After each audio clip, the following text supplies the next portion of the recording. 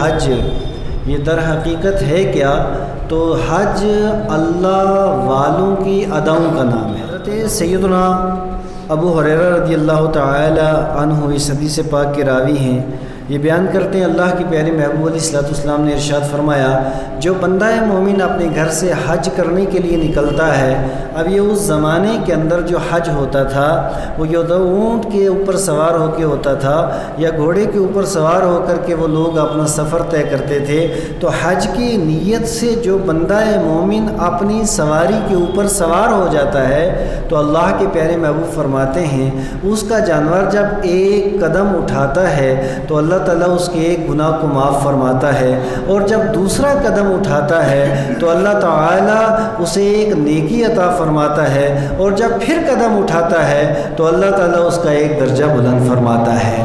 اب کتنے دور سے بندہ مومن چل کر کے جب حج بیت اللہ کے لیے جاتا ہے تو اس طریقے سے اللہ تعالیٰ اسے نیکیاں بھی عطا فرماتا ہے، اس کے گناہوں کو بھی معاف فرماتا ہے، اور اس کے درجات بھی مسلسل اللہ تبارک و تعالی بلند فرماتا رہتا ہے۔ اور پھر اللہ کے پیارے محبوب نے فرمایا کہ من حج من مکہ ماشیا، یعنی سب سے پہلے تو مکہ معظمہ حاضری دینے کے بعد اب مکہ معظمہ سے بندہ میدان عرفات کی طرف چلتا ہے، تو چلنے کے دو طریقے ہیں، ایک ہے پیدل چلنا اور ایک ہے سواری کے اوپر سوار ہو کر کے چلنا۔ اب سواری کے اوپر سوار ہو کر کے بہت سے لوگ جاتے ہیں، اس کی فضیلت و عظمت کیا ہے، اور پیدل چلنے کی فضیلت و عظمت کیا ہے؟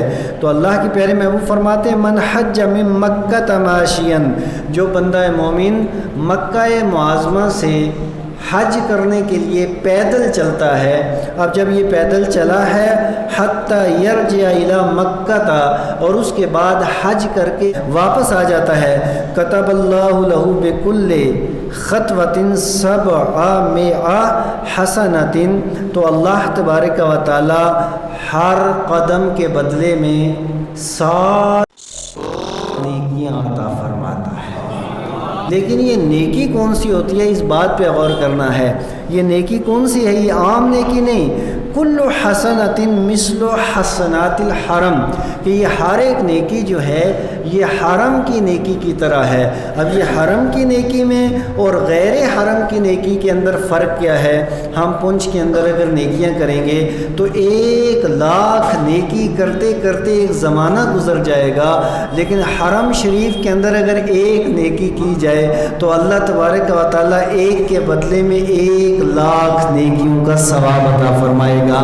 تو جو بندہ مومن شہر مکہ سے میدان عرفات تک جاتا ہے اور پھر حج کر کے واپس شہر مکہ میں آتا ہے، اور اس کا جانا بھی پیدل ہے اور آنا بھی پیدل ہے، تو ہر قدم کے بدلے میں 7,000 نیکیاں ہیں، اور ہر نیکی یہ حرم کی نیکی ہے، یعنی ایک نیکی 1,00,000 نیکیوں کے برابر ہے۔ اب آپ بیٹھ جائیے قلم کاغذ لے کر کے، کیلکولیٹر لے کر کے، اور اس کے بعد اس کا حساب لگاتے رہیے کس قدر اللہ تبارک و تعالیٰ اس بندہ مومن کو نوازتا ہے اپنے مقدس گھر کے اندر۔ اللہ تعالیٰ جسے دعوت بھی دیتا ہے اور پھر وہ حج بیت اللہ کرتا ہے۔ اور اسی طریقے سے اس موضوع کی بہت سی احادیث مبارکہ ہیں۔ حضرت عبداللہ ابن عباس رضی اللہ تعالیٰ عنہ بیان کرتے ہیں ان آدم علیہ الصلوۃ والسلام اتى البیت الف آتیہ، کہ حضرت آدم علیہ الصلوۃ والسلام خانہ کعبہ کا طواف کرنے کے لیے، خانہ کعبہ کی حاضری کے لیے 1,000 بار تشریف لے گئے۔ کتنی بار تشریف لے گئے؟ 1,000 بار تشریف لے گئے، اور لم یرکب قط فیہنا من الہند الی رجلیہ، اور ہندوستان، کیونکہ یہ شری لنکا بھی ہندوستان کا حصہ تھا، وہاں پہ حضرت آدم علیہ الصلوۃ والسلام دنیا کے اندر تشریف لائے تھے، اور ہندوستان سے حضرت آدم علیہ الصلوۃ والسلام شہر مکہ میں تشریف لے گئے۔ کتنی بار لے گئے؟ 1,000 بار۔ زور سے کتنی بار؟ 1,000 بار۔ حدیث شریف میں ہے کہ 1,000 بار تشریف لے گئے، لیکن کبھی بھی سواری کے اوپر سوار ہو کر کے تشریف نہیں لے گئے، ہمیشہ پیدل جاتے رہے۔ ہمیشہ حضرت آدم علیہ الصلوۃ والسلام پیدل تشریف لے جاتے رہے۔ حضرت جابر بن عبداللہ حدیث کے راوی یہ کہتے ہیں اللہ کی پیارے محبوب علیہ السلام نے ارشاد فرمایا الحجاج والعمار وفد اللہ، کہ حاجیوں کو تم عام لوگ مت سمجھنا، عمرہ کرنے والوں کو عام لوگ مت سمجھنا، یہ جو حاجی حج کرنے کے لیے جاتے ہیں یا عمرہ کرنے کے لیے جو لوگ جاتے ہیں، یہ اللہ کے مہمان ہیں۔ کس کے مہمان ہیں؟ اللہ کے مہمان ہیں۔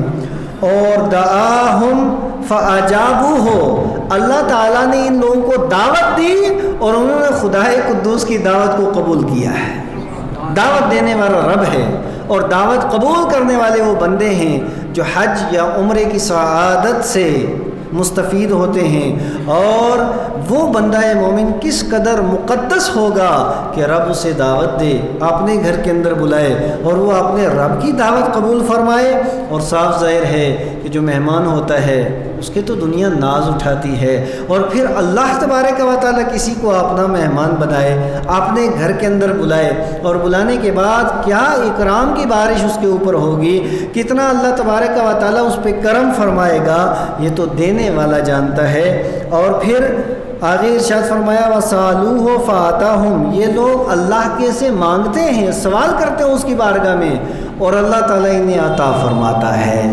یعنی یہ حاجی ہو یا عمرہ کرنے والے ہو، یہ جب اللہ کے گھر میں جاتے ہیں تو اس سے جو بھی مانگا جائے اللہ تبارک و تعالیٰ انہیں عطا فرماتا ہے۔ ہم خدائے قدوس کی بارگاہ میں یہی دعا کرتے ہیں کہ اللہ تعالیٰ مسلمانوں کو حج کی دولت بھی عطا فرمائے اور بار بار عمرے کی سعادت بھی عطا فرمائے۔ اور دوسری بات یہ ہے کہ اگر یہ استغفار کرتے ہیں، اگر کسی کے لیے یہ مغفرت طلب کرتے ہیں، یا اللہ تو اس کی مغفرت و بخشش فرما یا میری مغفرت و بخشش فرما، تو جس کے لیے یہ مغفرت و بخشش کی دعا کرتے ہیں اللہ تعالیٰ اسے بخش دیتا ہے۔